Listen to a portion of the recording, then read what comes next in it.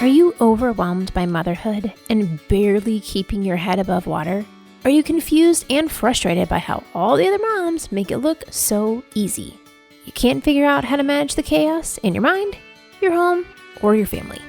I get you, mama. Parenting with ADHD is hard. Here is your permission slip to let go of the Pinterest-worthy visions of organization and structure fit for everyone else.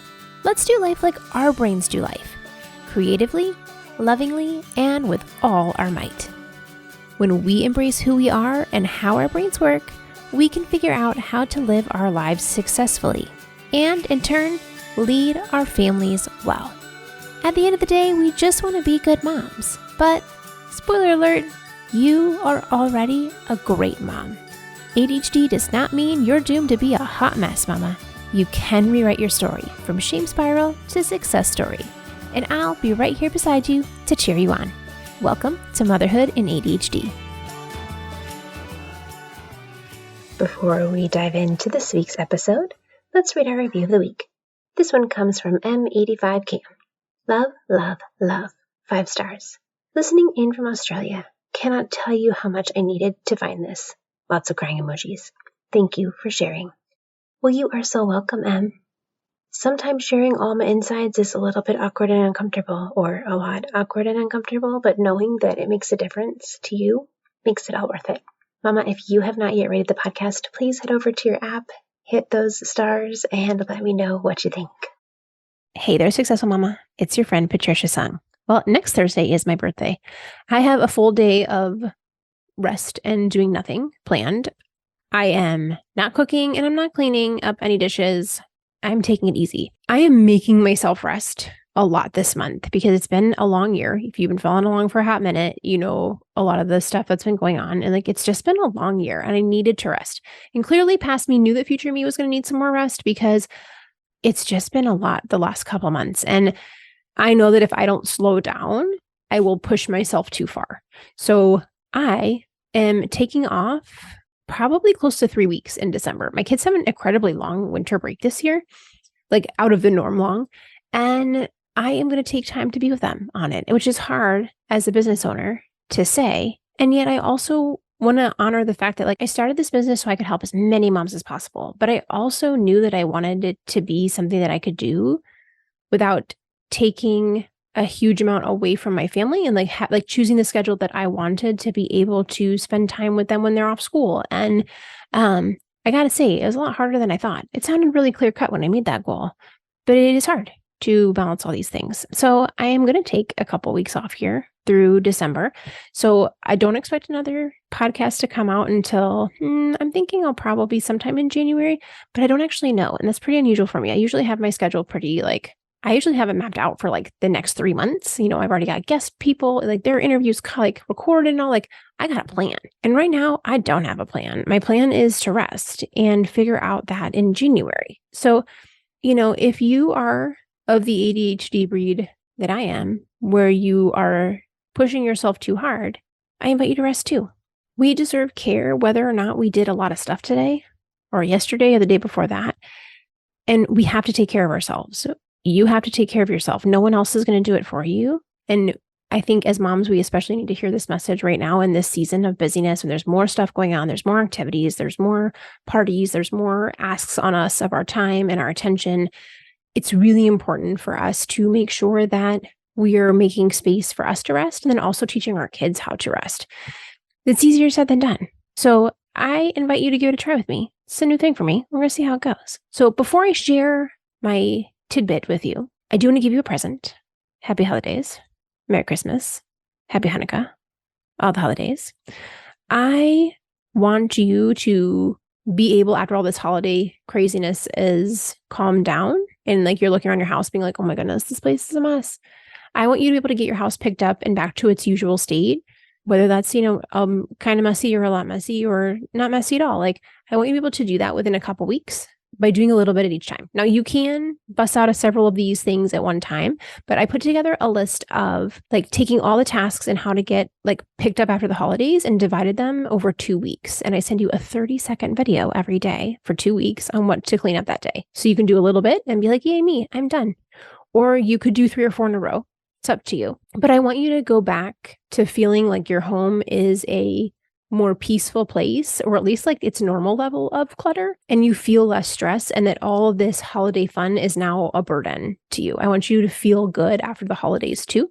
So if you want the cure to your holiday hangover, the website is patriciasung.com/holiday-hangover. I'll link it in the show notes too, but that will sign you up. You get an email every day, 30-second video clip, one task to do, and you can do that thing. Most of them take like 5-10 minutes tops. Some of them are a little more involved, but it's like quick things. Like, how do we get this done in easy bites, a little bit at a time? If you have more like oomph in you and you want to do 3 of them, go for it. But if we do a little bit at a time, we can start to feel like we are back together in some more normalcy after the holidays. Our home environment's just so important for us to like feel calm and welcome and peaceful, and for our families still feel that way too. So this is an ADHD friendly pickup thing. Like literally one of the first couple videos is like, pick up all the trash. You got cookie crumbs, you got scraps of wrapping paper. We're picking up the trash today. That's all we're doing. Picking up the trash. Like, this is bite-sized stuff. Okay. So that is available for you.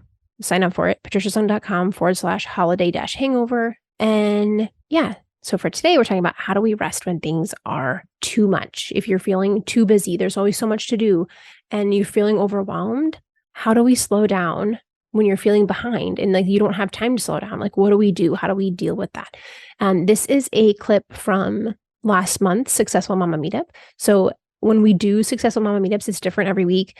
The first 30 minutes is always us getting stuff done and figuring out how to plan our upcoming week and feeling organized. But then the second 30 minutes is different. So sometimes we talk in small groups. Sometimes I do free coaching. Sometimes we have a discussion on the theme for the month. Sometimes we talk about the theme. Sometimes we talk about random things. It's different every time, but you're building a community and you're having other moms that get you and know what it's like there to support you. Like, I want you to have that community that supports you. Like, it really warmed my heart last week when a mom, it was her second time there, and she was saying, hey, I want to say thank you. Like, she put this in the chat of the Zoom chat. She's like, I want to say thank you to the breakout group that I was in last week. Like, they had encouraged her to go back and talk to her psychiatrist because she wasn't happy with how things went. And she put in the chat, like, thank you. Thank you for encouraging me to go back and advocate for myself, even though the doctor was like giving me some pushback. Like, thank you for telling me that it's okay. Thank you for giving me encouragement. Thank you for pushing me forward. Like, for her to feel that on our very first meeting is like, oh, like, we need that. You need to have people in your life who get you and cheer you on and like be there supporting you. And like, it's extra special to be part of a community of other moms who get it, because then these moms have the depth of knowledge and the wisdom of like, a lot of us have been here for a while dealing with these things, and a lot of us are new. So you get like all the different perspectives, but you get people who get it. Even if people are newer in knowing that they have ADHD, like they've still been dealing with the ADHD the whole time, even if they didn't know what it was, you know? So like, you will feel at home no matter where you are. There's moms here who have known a long time. There's moms here who haven't known, but to come in the first week and be like, hey, these people get me and they supported me, like that. And I know that I did a good job, like setting up a community with that kind of culture. And that I am just so honored that other moms who get that are joining and participating and being part of the community that helps other moms. Like, it's just really beautiful. And I could keep talking about it, but you know what? Let me go ahead and get you into the episode so that you can learn all the cool stuff that we talked about. Because I want you to be able to take care of you in this season of busyness. So mama, have a great holiday. Focus on what matters to you, not anyone else. And I hope that these tips help you have the best holiday that you can have so that you can truly enjoy this time with your family. I will talk to you soon. Successful Mama. Before we continue on, I want to say thank you to our sponsors whose support allows me to bring you this podcast for free. As moms, we're always on the lookout for a quiet fidget to help you and your kids feel peaceful when life feels uncomfortable. Comp strips are the way to go. These are thick, durable, reusable stickers with texture that you can fiddle with without any unwanted attention. And the stickers don't leave behind any residue. They are great for kids at school because you can stick them on the desk, a binder, a notebook, and they can touch, scratch, or trace the textured surface to regulate restless energy, increase focus, and remind themselves to breathe. My personal favorites are my moon keychain and the ones that have ridges, but they have several different textures to choose from, along with lots of fun shapes, creative designs, and even affirmations. Calm Strips was started by people who know what it's like to live with anxiety and ADHD, and they are actively working to destigmatize mental health. Head over to calmstrips.com and use the code motherhood20 for 20% off orders $20 or more. And thank you for supporting Calm Strips, and thank you to Calm Strips for supporting us. Our theme for this month is panic can't stop. There's too much to do. How do we rest when we're feeling behind? And I'm going to have you in this time, be thinking about what this means for you. So I'll be asking you some questions as we go and giving you a couple minutes to ponder that. If you are a journal, or you can write stuff down. If you just want to think about it, you can. If you want to talk into your phone, into a voice memo, think about it in the way that matters for you. But I really want to give you this time. You've already set aside this time. So I want you to have it be not just me talking at you time. Let's think about how are you going to rest in the upcoming, we got 6 weeks ahead of us that are going to be busy as moms into the holidays. So how can we take care of ourselves? How do we rest in these times where there's so much going on, there's so much to do? So I will be giving you that time to actually think about what does that look like for you? Because I know as moms, if we don't use this time that we have set aside, we're going to be yeah, that's a great idea. I should think about that. And then never circle back to it. This cob is going to come in an example in just a moment about how I did not rest and did not take my own advice. And now I still got a cough 6 weeks later, but I'll get to that in just a second. So when we think about slowing down and resting when we're feeling behind, I swear past me knew that future me needed to hear this message, because I've had this running theme of I have to get this stuff done for months. For me personally, between if you've been following along my construction drama, we had a burst pipe last year at Christmas in one of our rental houses. So they ended up having a full gut job construction project that I was not planning on doing, because also we just fixed this house that we live in for mold a year and a half ago. And I was I'm never doing construction ever again. Well, haha, joke was on me, because I did a whole full gut job on this rental property. And so it's been this constant push of now I got a whole big project that I got to deal with, plus all the stuff that's going on just in regular life. And then a couple of weeks ago, we had some big changes on my team. So I've been training new people. And then I got this sinus infection 6 weeks ago. And it was just the same week that all the shifts happened on my team. And I'm it's cool. I can rest next week. Famous last words. If I ever write a book, chapter 5, lies I tell myself, this is one of them. I can rest next week. So apparently past me knew that future me needed to hear this, because this is a frequent thing, not just for me, but I think moms as a whole. There's always more things we can do, or that we think we should be doing, but we haven't been doing. So how do we still slow down and rest, especially in this holiday season where the whole point is for us to be slowing down and appreciating the time with our families and enjoying, we want to make all these glorious memories with our kids. And also, I feel I'm supposed to do Elf on the Shelf and be up till 11 p.m. rearranging creatures in comical scenes with accessories, and let me get out this pipe cleaner and make a tiny mug there's always more we could be doing or should be doing. And knowing how do we balance all of that? Or yes, we want to have great memories for our kids, and we also don't want to be doing elf scenes at 1 a.m. We want to make quality, memories with our kids, but that also means we have to plan things to have these Pinterest-worthy photo shoots with Santa and Coco and all this stuff. How do we balance it all? So when we think about this feeling of I'm so behind, I can't slow down, I feel behind. When we think about this concept of behind, what are we actually behind on? What's the thing that we're not meeting? And I want to show you this thing. I was trying to find the article earlier. I know I have it bookmarked somewhere, but of course it was not showing up when I want to. But I want to show you this.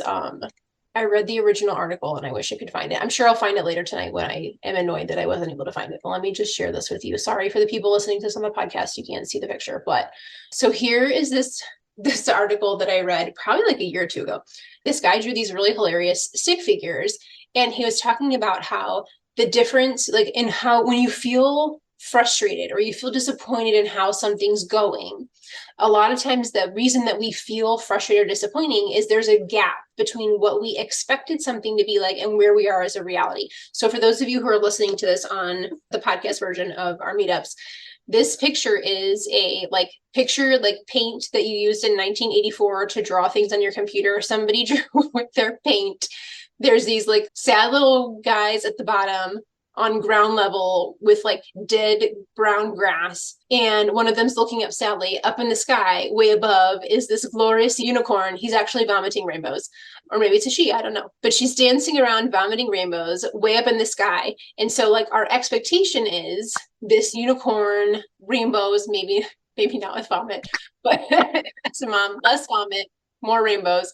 And then the reality of us down at the bottom. And where we get this frustration and disappointment is this gap between what we had hoped it would be and where we actually are. And granted, this is like a very like rudimentary, depiction of what it is. And obviously life is more complicated than a tiny little graph here. But this article made me laugh so hard. One, because of the ridiculous paint drawings from 1985, but that understanding of like, if we are feeling like we're here at the bottom and we have dead grass and we see this unicorn with flowers and rainbows, we look up and we're like, why don't I have that?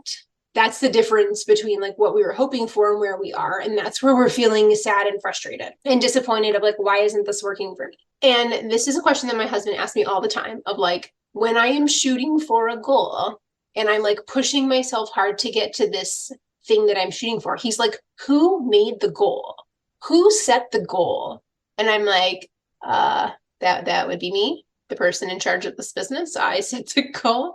And he's like, then why don't you just change the goal? And I'm like, but I set the goal. Like I set the goal. I have to do it.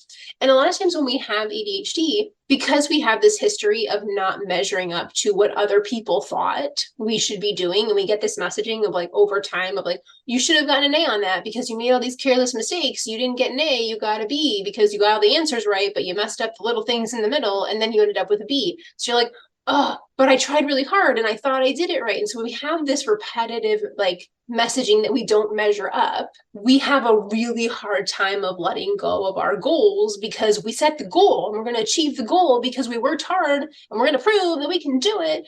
And sometimes we get lost in what's the point of the goal? Was the point of the goal to get there by December 31st and make the goal of 200 whatevers? Or was the goal, I want to help a lot of people? Or was the goal like, not that I needed to have, Santa photos with the hot cocoa and the big shenanigans. The point was I wanted to capture that memory of my family in this space and time. It wasn't really about the hot cocoa photos. It was about, I want to have this moment saved that I can refer back to because I feel like my kids are growing up so fast and I'm like missing out on these in the time. So it's like when we can take a step back, which we can't do when we're panicked in the moment, we have to do that from a place of calm, to step back and be like, well, what was really the point of this goal? What was I trying to do? And like, does it actually really need to be done right now or in this way? Can we reevaluate what that goal was so that instead of feeling behind, like I should have had my Christmas card pictures taken by now and I should have already printed them and started addressing the envelopes, instead of it being, I'm behind on Christmas card goals, can it be like, can I send out Valentine cards and just not deal with this until January? Is it okay if we have New Year's card? Like in my family, like my husband's Asian, so we do Lunar New Year calendar. I don't send Christmas cards. We send Lunar New Year cards because that's in like, February, maybe end of January, early March-ish. I can deal with all that in January. And that works for me. Like, so can you adapt the goal so that instead of pushing yourself so hard that it then still, like, you can still have that goal, but like, what was it actually measuring to? What was the point of it? Like, where did it fit in with your values to have this goal? So what I want right now is to give you a couple of minutes. I'm going to type these up and put them in the chat. I was actually typing them up earlier, and then I got a really weird text message that distracted me for a hot minute, and then I forgot I was supposed to be typing these questions up. So I will do that right now while you're brainstorming.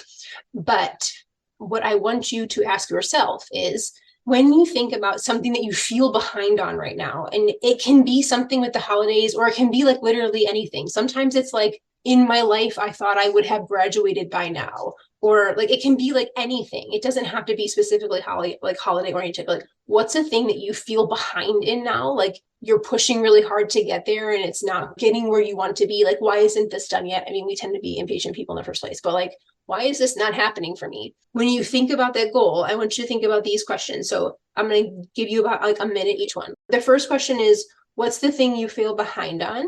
And the part two of that is, and again, there's no wrong way to do this. if you're like, oh my gosh, I feel behind on so many things, just pick one. Because in going through this exercise, like you can apply these questions to the other things in your life. We don't have to solve all your life problems today. Okay. So it's just one thing that you're feeling behind on right now. And the second part is like, what's the should part about it? What's the thing you're expecting yourself to be at that you're not at? Like, I should have graduated with my degree by now. I should have had Christmas card photos done by now. I should have, like, what's the should that's making you feel like you're not measuring up?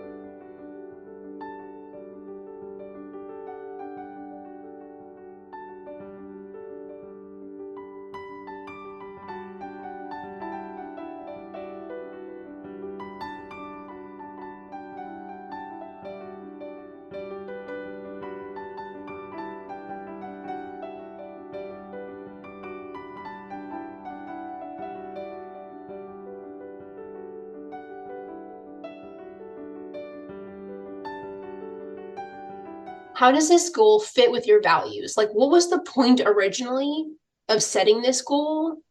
And how did that fit in with your values? Like, for example, if I think about like one of the things I felt behind on is trying to like train my new team. I want them to be trained now so that I can help more people sooner as opposed to later. So the goal here is, how do I help more people was really the root of that goal. So how does that goal fit in with your values? And also, PS, sometimes we just realize somebody else told us we should do that. And that's okay for you to say in that moment too. If you're like, this really is not a goal for me. That was my mother-in-law who told me I need to send out Christmas cards. Like that is okay.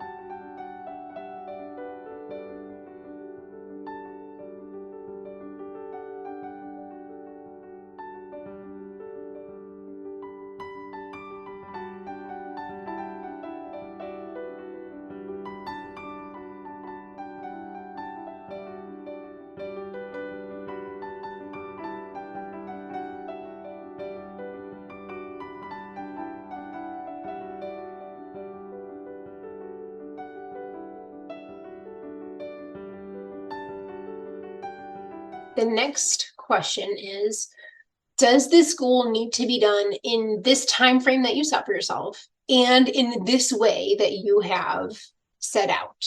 Does it need to be done in there? Like, obviously Christmas cards are like, they need to be done in the Christmas season, but like, do they need to be? Can we send Valentine's cards? Do they have to be done in this way? Like, giving yourself that challenge, like, do I really need to do it in this time frame? And do I really need to do it in this way? Yes or no? So then the follow-up to that is question 5 is, what is realistic in this season that you're in? What do you have capacity for? And once you kind of know, like, okay, here's what I think I can do in this moment.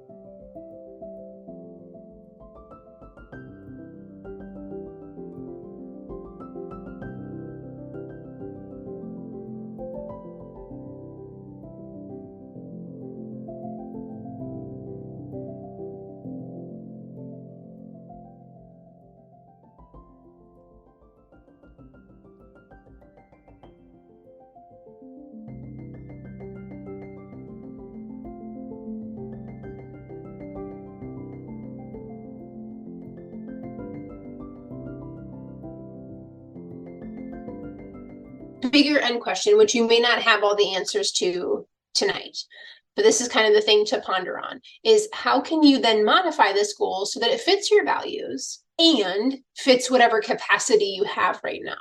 So how can we still achieve this goal that you want that fits within your values, given whatever capacity you want? Like, for example, in the Christmas card one, it's like, can we send digital Christmas cards instead of actually like paper addressing everything and going to the post office and buying the stamp? Like, can we make this just a simpler process in that way? Do we just throw out the whole idea of doing Christmas cards? Like, what is the way to modify it so the goal still fits your values and the capacity that you have in this time? I'm going to give you 2 minutes to ponder that one. And again, you're not going to solve all the mysteries of the world in 2 minutes. You have plenty of time to ponder this till the goal deadline occurs. So.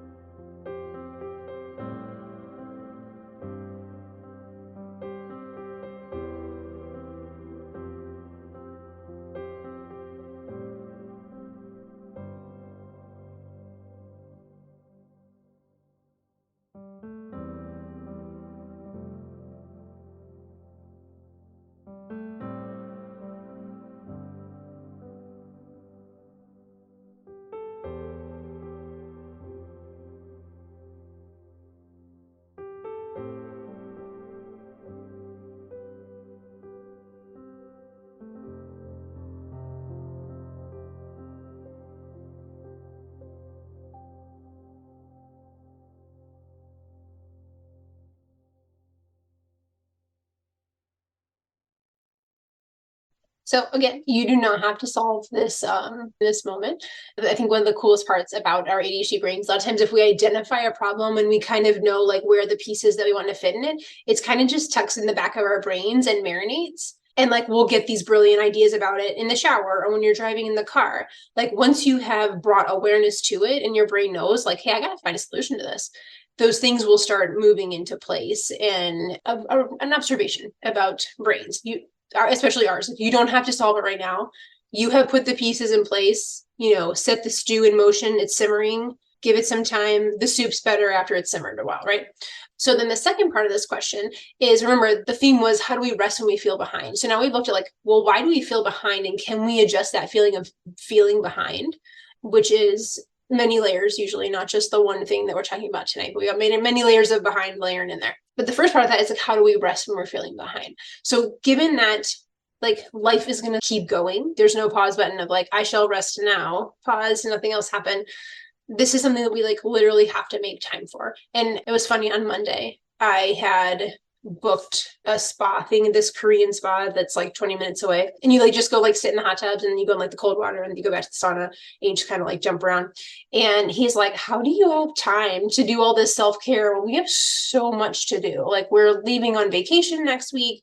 I'm still arguing with the insurance company about the construction, like all this. He's like, how do you have time for this? And I was like, I don't have time for this. And I know that if I don't do it anyways, I'm just not going to take care of myself. Like that's how I ended up sick with a sinus infection for 6 weeks, is because all the doo-doo was hitting the fan, which is probably also one of the reasons I was like, my immune system was down and I was getting sick. But I was like, it's fine, I'll rest next week. I got to get this stuff sorted out. And look where I'm 6 weeks later, still with this sinus infection and getting rid of the cough. So like, I know that if I don't make a point to take care of myself, it's not going to happen. And that means I just don't do it. But the problem is when you just don't do it, eventually your body goes, Patricia, I boycott. we cannot do any more things. You must stop. And, I thought I learned this lesson, but clearly I didn't last month. And so we don't get the choice to take care of ourselves. We eventually will be told what to do by our bodies if we don't. So no, I don't have time to go to the Korean spa for 2 hours and sit in the hot tub. But I also know that if I don't slow down and do it, I will just run myself into the ground. And that for me is what works for me, is that I schedule it. I had a body scrub at 11 a.m. And so I will show up for the body scrub at 11 a.m. regardless, because I made the appointment and I won't waste the money. But if I don't do that, I just won't go. See Exhibit A. I've been saying I'm going to do this for like 6 months and I still haven't done it. And I know I'm putting it on the calendar and I'm going to take that break, because vacations with kids are not vacations, they're trips. And as much as I'm sure we're going to have a great time on Thanksgiving, it's not a vacation, it's a trip. So we have to make time for those things. But it doesn't have to be 2 hours at the Korean day spa. Highly recommend if you have a Korean day spa by you. It's lovely. But like, it doesn't have to be a 2 hour thing. It can be these little nuggets that we stick through our day that are taking care of us. So on our last brainstorm here, and we talked about this a little bit, like, it was last month or the week or the month before that, but what are the things that you find restful that re-energize you? And it's going to be different for everyone. Like, what are those things that really light you up, that make you feel, even if you're expending energy, you still feel, quote, better after you're done with them, which for some people might be a movement or a yoga class. For some people, it might be something artistic or art. Like, if you have no idea, think about what you loved as a kid. What did you love doing as a kid? What were those things that made you really happy when you were like 8 years old? Is it petting your dog? Is it just sitting on your front step and like looking at the cloud, laying in the grass and looking at the clouds and saying what shape they are? Like, it doesn't have to be a big thing, but what are the things that give you energy and will help you feel rejuvenated at the end of that? 2 minutes, 5 minutes. What are those things that help you feel rested? I'm going to give you 1 more minute to brainstorm something joyful, something restful that you could do in the next week. And I'm going to ask you to like write down when you're going to do it. Like, I put Korean day spa body scrub at 11 a.m. on Monday. What's the thing that you're going to say? Like, I am going to do this thing. And again, if you end up doing it on Thursday instead of Tuesday, it's fine. But like, what's the thing that you're going to do in the next week or so that's going to take care of you?